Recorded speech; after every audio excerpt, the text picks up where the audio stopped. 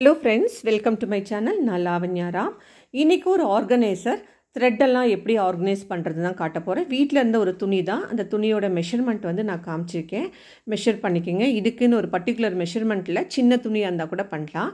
வந்து ஒரு நீள் சதுரமாக இருக்குது, இது அப்படியே தைச்சி கொண்டு வந்துடலாங்க. இந்த இடத்துல எங்கேயும் ஃபோல்டிங்லாம் பண்ண வேண்டாம், ரஃபாக அப்படியே தைச்சிட்டு வந்துடலாம். இன்னும் கொஞ்சம் ஸ்டிஃபாக வேணும்னு நினச்சிங்கன்னா இந்த மாதிரி ஒரு பிளாஸ்டிக் பேப்பர் உள்ளே வச்சு தைச்சிக்கலாம். நான் பிளாஸ்டிக் பேப்பர் வச்சு தைக்கல. தெரிஞ்சவங்களுக்கு நான் என்ன பண்ணுறேன்னு ஈஸியாக புரிஞ்சிடும். தைக்க தெரியாதவங்களுக்காக தான் இந்த வாய்ஸ் நோட்டு. இப்போ ஃபுல்லாக தைச்சி எடுத்துகிட்டு வந்ததுக்கப்புறம் கீழே ஒரு 4 இன்ச்சஸ் விட்டுட்டுங்க, ஒரு 2 இன்ச்சுக்கு ஒவ்வொரு பாக்ஸ் விடுறேன். ஒவ்வொரு பாக்ஸுக்கும் நடுவில் ஒரு 1 இன்ச் கேப் வர மாதிரி இருந்ததுன்னா இந்த நூல் வந்து மேலே வைக்கிறப்போ அதுக்கு கொஞ்சம் கேப் இருக்கும். அந்த கேப்பில் அழகாக சீட்டிங் ஆகும். அதை தான் காமிச்சிருக்கேன். நீங்கள் ப்ராக்டிக்கலாக செஞ்சு பார்க்குறப்போ ஈஸியாக இருக்கும். இதே மாதிரி ஹெட்பின் வச்சு 4 பாக்ஸையும் அப்படியே நான் ஃபில்அப் பண்ணிடுறேன். இப்போது பைப்பிங் மாதிரி சைடில் பீடிங் கொடுத்து தைக்கிறேன். நான் கொஞ்சம் பெருசாக இருந்ததுன்னா கொஞ்சம் நல்லா இருக்கும்னு சொல்லி தைக்கிறேன்.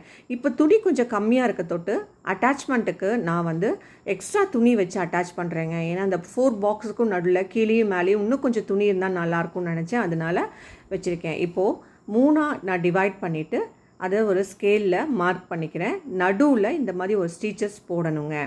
போட்டதுக்கப்புறம் இந்த துணியை வந்து அட்டாச் பண்ணி கையோடு எடுத்துகிட்டு வந்துடலாம். நம்மக்கிட்ட லேஸ் இருந்ததுன்னா அழகாக லேஸ் வச்சு கூட நம்ம டெக்கரேட் பண்ணலாம்.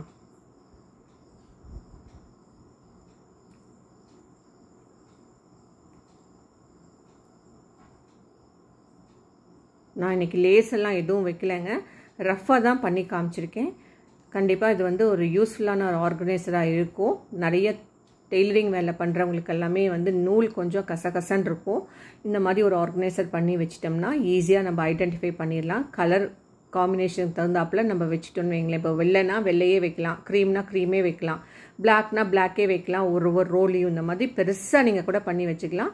நான் இன்றைக்கி ஓரளவு ஒரு மீடியமாக தாங்க பண்ணியிருக்கேன். நீங்களும் செஞ்சு பாருங்கள். கண்டிப்பாக அது யூஸ்ஃபுல்லான வீடியோவாக இருக்கும்னு நினைக்கிறேன்.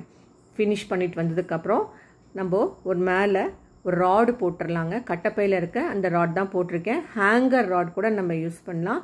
ஹேங்கர் ராட் யூஸ் பண்ணி கூட நான் ஒன்று பண்ணியிருக்கேன், அதையும் நான் காட்டுறேன் பாருங்கள். மேலே வந்து நாட் போட்டுட்டு இப்போது கீழே நம்ம த்ரெட்ஸை அடுக்கிட்டு வர வேண்டியது தான். பாருங்கள், இது ஹேங்கரில் பண்ணியிருக்கேன்.